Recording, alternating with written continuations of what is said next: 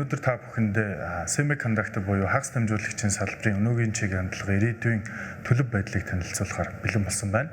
За тэгээ энэхүү слайдн дээр бол ер нь чип буюу одоо semiconductor-ийн салбарт эзэлж байгаа бусад салбаруудын хэрэглээг бол харуулж байна гэсэн.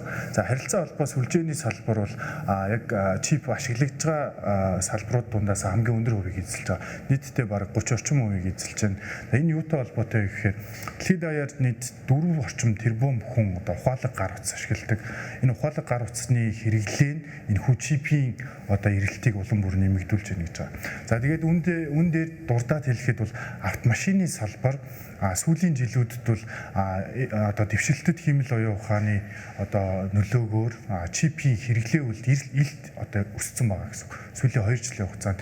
За энэ юутай холбоотой вэ гэхээр одоо бид бүгдийн сайн мэдэх бензин буюу уламжлалт цахилгаан хөдөлгөөнтэй автомашинд бол ойролцоогоор нэг 500-аас 600 ам долларын чип зарцуулагддаг бол яг цахилгаан автомашинд бол ойролцоогоор 2000-аас 3000 ам долларын чип одоо ордог гэсэн үг тийм. Тэгэхээр дэлхийн нийтээр дэлхийн томоохон өндөр хөгжилтэй улс орнууд бол сүүлийн жилүүд бол уур амьсгалын өөрчлөлтөд одоо тэмцэж байгаа ногоо эдийн засагт одоо томоохон хэмжээний хөрөнгө оруулалтуудыг хийж байгаа энэ цаг үед бол автомашин дэх одоо автомашины салбарыг эзлэх чипийн хэрэглээ бол цааш ч гэсэн улам бүр нэмэгдэх юм дүр зурагтай харагдаж байна гэсэн.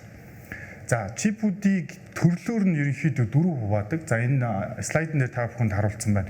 Нэгдүгээр бол мэдээж логик чип гэж байгаа. Логик чип юу гэдэг вэ гэхээр бидний гар утсан дээр байгаа ерөнхий үйлдэлүүдийг хийж идэг гэсэн үг тийм.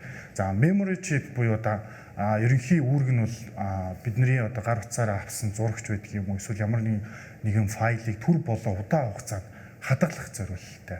За сенсор буюу одоо мэдрэгч одоо тухайн орчин болон тухайн нөхцөл байдал дуу эсвэл одоо авиа тэгээд дулаан амжигч байдаг юм уу иймэрхүү өгөгдлүүдийг цуглуулж одоо буцаагаад ямар нэгэн байдлаар дохио хийлгэдэг гэсэн.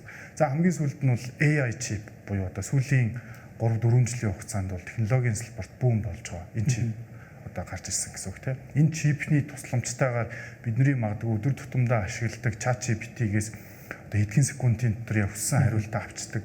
Энэний цаана бол энэ AI маш олон мянган ширхэг чипүүд нэгэн дор ажиллаад хамгийн өндөр магадлалтай хариултыг бол биднэрт одоо санал болгож идэг гэсэн. Одоогийн байдлаар зах зээлийн үнэлгээ бол semiconductor буюу хагас дамжуулагчийн салбарын зах зээлийн үнэлгээ бол нэг 672 тэрбум ам долларт 2025 оны сүүлээр авсан тоо баримттай тийм. За 10 жилийн дараа буюу 2035 онд энэ одоо зах зээлийн үнэлгээ бол 2 дахин өсөөд бараг 1.3 их 80 ам долларт хүрэх юм тооцоололт байгаа. Тэгэхээр нэг жилийн дундаж өсөлт нь өөрөө нэг 7.6%-тай зах зээл маань өөрөө өсөж идэг. За харин дараагийн слайдн дээр ирээдүйн хөрөнгө оруулалтын төлөв байдлыг танилцуулбал жил дунджаар түрүүнд дурдсан нэг зах зээл маань өөрөө нэг 7.6% өсөх гээд байна. Үүнийгээ дагаад хөрөнгө оруулалт бол жилд 8 орчим хувиар өсөх төлөвтэй. За тэгээд capital intensity гэж ярьж байгаа. Энэ болохоор томоохон компаниудын орлогод эзлэх одоо хөрөнгө оруулалтын дүн гэж одоо яригдэн тийм. Одоо жишээ нь магадгүй 100 тэрбум ам долларын орлого олж байгаа бол үүнийхээ 23% буюу 23 тэрбум ам долларыг бол энэ зах зээл рүү хөрөнгө оруулалт хийж харуулж байна гэсэн. За тэгээд 2025 онд бол нэг 182 тэрбум ам долларуулыг хагас дамжуулагчийн салбарт хөрөнгө оруулалт хийгдсэн компаниуд хийгдсэн бол 2026-2033 онд энэ тоо маань ер нь бол тасралтгүй өссөөр байгаад 33 он гэхэд бол 332 тэрбум доллар. Тэгэхээр өнгөрсөн жилтэй харьцуулахад бол бас л адилхан нэг дахин өсөх юм дүр зураг бол ажиглагдж байгаа гэсэн. За яг саяны одоо энэ нөгөө хөрөнгө оруулалтын бүтцийг нь яг газар зүйн болон компаниудаар нь ангилаад хаваад үзэх юм бол за хамгийн дийлэх хувийг бол ер нь одоо 70 орчим хувийг бол Азийн бүс нутгууд бол эзлээд байгаа. За үүнд бол одоо хүмүүсийн сайн мэдэх нөгөө TSMC гэдэг Тайваны одоо чип үйлдвэрлэгч компани бол нийт одоо хөрөнгө оруулалтын 70 орчим хувийг дангаараа бүрдүүлж байгаа. За түүнээс гадна одоо нийт зах зээл дээр байгаа чипүүдийн нийт тоогоор нь аваад үзэх юм бол 70 орчим хувийг нь зөвхөн энэ компани бүрдүүлээд байгаа. Тэг ийм дүр зураг харагдаад байгаа. За үүнээс гадна хэм бол одоо бидний сайн мэдэх одоо Солонгосын Samsung гэдэг компанийх бол бас маш хэмжээний хөрөнгө оруулалт хийчихсэн явж байгаа. За 26 оны хувьд гэх юм бол одоо бас ойролцоогоор 200 тэрбум доллараар хөрөнгө оруулалт хийнэ гэдгийг зориод явж байгаа. За үүнээс ч үүдэлээр одоо яг өнөөдрийн байдлаар 2026 оны 5 дугаар сарын байдлаар Samsung-ийн хувьцааны ханш бас нэлээд өсөлттэй, Kospi индекс бас нэлээд өсөлттэй байгаад дүр зураг ажиглагдаад байгаа. За энд одоо гарч ирж байгаа хамгийн том асуудал гэх юм бол одоо энэ геополитикийн болон газар зүйн хувьд аваад үзэх юм бол Азийн бүс нутаг маань одоо ингээд тэргүүлээд эхлэхээр за одоо яг ингээд нөгөө Хятад 52-ын кейс байгаа шүү дээ. Энэ хоёр маань одоо байдал нь хүндрээд ирэх юм бол юу болох вэ гэдэг тал дээр одоо дэлхийн улс орнуудын зүгээс илүү анхаарал тавиад за ер нь бол за Азийн орнууд бол харьцангуй гайгүй. За үүн дээр харин одоо Америкийнх ч юм уу те одоо хамгийн их хэмжээгээр худалдаа авалт хийж байгаа газрууд нь болохоор энд одоо shortage буюу одоо хомсдол үүсээ. За үүнээсээ дагаад үүнээс сэргийлээд компаниуд одоо улс орнууд бол өөрсдөө улсдаа шинээр шинэ үйлдвэрүүд бас нэлээд барьсан юм төр зураг ажиглагтаад байгаа.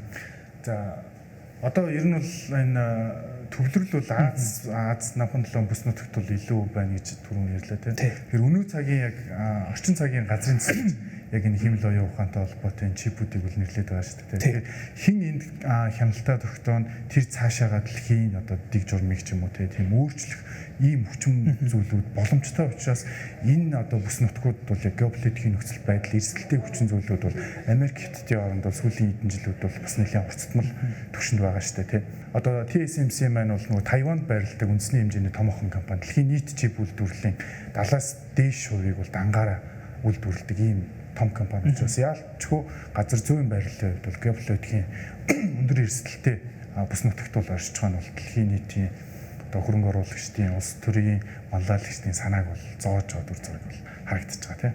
За энэ 7 хоногт яг энэ сэдвтэйгээр одоо яг үүний хүрээнд хоёр ерөнхийлөгчийн уулзлаас болох гэдэг. За тэгэхээр үүний дараагаар бас яг Тайваны нөхцөл байдал ямар байх вэ? Ойролт орнуудын нөхцөл байдал ямар байх вэ гэдгээс шалтгаалаад хөрөнгөний зах зээлд бас нэлээ том хөдөлгөөнүүд орж ирэх хандлагатай байна гэж хараадах.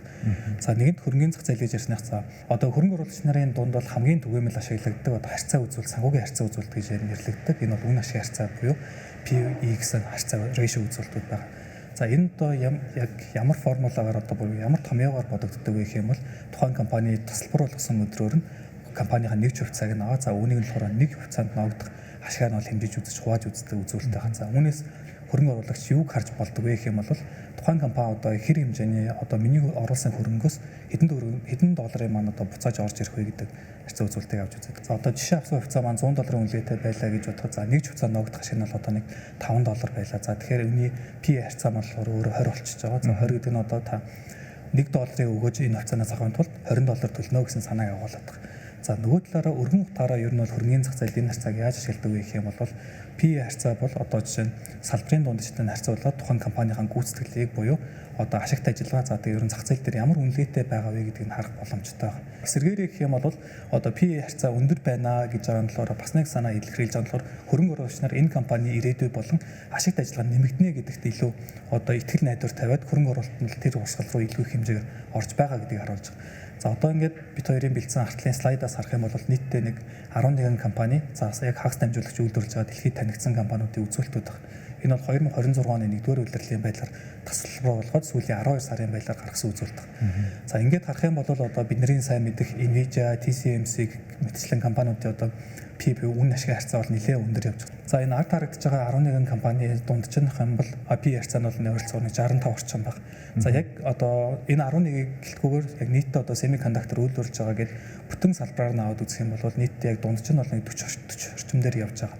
За ингээд харах юм бол ер нь Nvidia, TSMC зэрэг одоо хөрөнгө оруулалт одоо арилжаагаараа тэргүүлж байгаа компаниудын харьцаа үзүүлэлт бол ер нь нэлээд үнэтэй байна гэж харагдаж болохоор байна. За эндээс бид нэр юу харж болох вэ гэх юм бол за зах зээл дээр эдгээр компаниуд одоо илүү үнэтэй арилжаалагдаж байна. За нөгөө талаараа хэм бол хөрөнгө оруулагч нар эдгээр компани ирээдүй ашигт ажиллагаанд илүү итгэл найдвар тавьж одоо ирээдүйг бол яг AI гэж харж байна, AI chip гэж харж байна гэдэг дүгнэлтийг авч болохоор. За дараагийн харьцаа үзүүлэлтийн хувьд хэм бол яг семикондуктор дээр бол яг энэ зүйлийг бол ярихгүй байж болохгүй. Энэ бол ашигт ажиллагаа гэж байна. Ашигт ажиллагаа буюу gross margin бол одоо маш өндөр байгаа салбарын дунджинд одоо 60 орчим хүрж байгаа гэдэг нь болохоор та одоо альва компани одоо борлуулсан бүтээгдэхүүний өртөг гэж байгаа шүү дээ. Тийм байх юм бол одоо нэг бараа бүтээгдэхүүн борлуулад тэндээсээ борлуулсан бүтээгдэхүүнийхээ зардлыг хасаад гарч байгаа ашигын хэмжээг нь гэж яриад байгаа. За тэгэхээр ер нь одоо дэлхийн хэмжээндээр яг стандартыг нь харах юм бол автомашин үйлдвэрлэж байгаагаа сая ярьж байсан шүү дээ. Автомашин үйлдвэрлэж байгаагийн одоо gross margin бол 12-аас 15 орчим хувь байдаг. Жижиглэн компани буюу одоо жижиглэн худалдаа буюу commercial sales-ийн хувьд юм бол 3-аас 5% хэмжлэн маржин маш бага байдаг бол за одоо энэ хагас дамжуулагчийн салбарууд бол жаг буюу маш өндөр одоо маржин өндөртэй ашигт ажиллагаа сайтай байгаа гэж харж болохоор байна. Тэгэхээр энэ салбар нь өөрөө маш хэмжээний одоо ашигт ажиллагааг төвлөрүүлдэг салбар Тийм тэгэж ойлгож болж байгаа. Одоо зардал аюу багтаагаар орлогоо аюу сайн нэмэгдүүлж Тэгэхээр одоо магадгүй хөрөнгө оруулагчид маань хөлцөөгийн эзэмшиж байгаа компани маань ямар хэмжээний ашигтай ажилтгийг гэдгийг энэхүү дундаж үзүүлэлтээс харж болно. Салбарын дунд чинь өөрөө 60-тай байгаа. За ер нь дундаждаа хүрэхгүй байгаа компаниудын хувьцаанд хөрөнгө оруулалт хийхгүй байх нь хамгийн энэ слайдээс харахад бол хамгийн энгийн нэг тип гэж бас ойлгож байна. Тийм бас нэг юм цензур ойлголтыг тавьчих болно. За тэгээд хамгийн сонирхолтой нэг юм бол ARM гэдэг компани хувьцаа эдний болохоор одоо gross margin өөрөө 95 орчим хувьтай байгаа. Тэр нь одоо юу гэсэн үг вэ гэх юм бол тухайн компани $100 орлого орлоо гэхэд 95% нь одоо борлуулсан бүтээгдэхүүн өртгөн одоо ердөөсө $5. За тэгээд 95% нь болохоор одоо ашигна гэж яваад байгаа. За мэдээж эндээс болохоор одоо үйл ажиллагааны бусад одоо үйл ажиллагаа шууд үйл ажиллагаатай холбоогүй зарлууд мэдээж байгаа. Тэр нь бол мэдээж хасагдаж явна. Гэтээ энэ одоо юм өндөр байгаа нь маш олон даваа талыг болгож байгаа. Бараа бүтээгдэхүүн дээрээ одоо эдгээр компаниуд нь үн тогтоох pricing power хүчтэй болчихж байгаа. За нөгөө талаараа хэм бол одоо research and development буюу одоо судалгаан дээрээ илүү зардал зарцуулахаар боломжтой болж байгаа хэмжээчлэн өндөр даваа талуудыг үзүүлээд байгаа. За 2026 оны үед гэх юм бол одоо супер цикл гэж нэрлэгдээд байгаа. Тэр нь яагаад вэ гэх юм бол одоо энэ нийт зах зээл дээр байгаа нийт чипүүд байгаа шүү дээ. Тэр чипүүдийн ерөө одоо тоо хэмжээг нь авах юм бол 0.2%-ийг нь одоо хүрэхгүй хувийг нь болохоор AI чипүүд бүрдүүлээд байгаа хэрнээ нийт одоо энэ зах зээлийнхаа 50 орчим хувийг нь дангаараа бүрдүүлээд байгаа. За үүнээс бид нэр юг харж болохоор байгаа гэх юм бол цөөн тооны одоо Nvidia-г үйлдвэрлэж байгаа ч юм уу цөөн тооны маш өндөр хүчин чадалтай одоо чипүүд бол маш өндөр эрэлттэй байна, маш их хэмжээний орлогыг одоо бүрдүүлж өгч байгаа гэж харж болохоор байгаа. За энэхүү танилцуулгынхаа эцэст нь бол дүгнэжлэх юм бол за энэ зах зээл бас манай зэндээ сая хэлжсэн те. За яг одоо ингээд AI chip, data center гэдэг зүйлд маань бол одоо шинэ орчин цаг үеийн бол газрын тус бензин болж байгаа. Бүх юмний суурь бүтээгдэхүүн гэж явж байгаа учраас хөрөнгө оруулалт бол заайлшгүй хийх шаардлагатай. Зүгээр бидний зүгээс харж байгаа үнцгэх юм бол мэдээж PR цаа өндөр байгаа гэдэг нь болохоор илүү үнэтэй арилжаалагдаад байна. За үүнээс шалтгаалаад хөрөнгө оруулалтын одоо бүтээгдэхүүнээс сонгохдоо одоо хөрөнгө оруулагч маань данган ганцны бүтээгдэхүүнээс илүү одоо ETF буюу багцлсан бүтээгдэхүүн рүү хөрөнгө оруулалт хийх юм бол эрсдлийн дараан байршуулна. За нөгөө талаараа өгөөжөөс нь бас мэдээж тодорхой хэмжээний бууралт байгаа ч гэсэн зах зээлийн дунджаас бол илүү өндөр өгөөж бүрдэх боломжтой бүтээгдэхүүн байна гэсэн ойлголтод хүрээд байгаа. За та бүхэн өдрөөс өдөр төсөн нэмэгдэж байгаа энэхүү салбарт хөрөнгө оруулахыг хүсвэл манай Apex Capital үнцаасны компани дээр иж зөвлөгөө мэдээлэл авах боломжтой. Анхаарлаа хандуулсанд баярлалаа.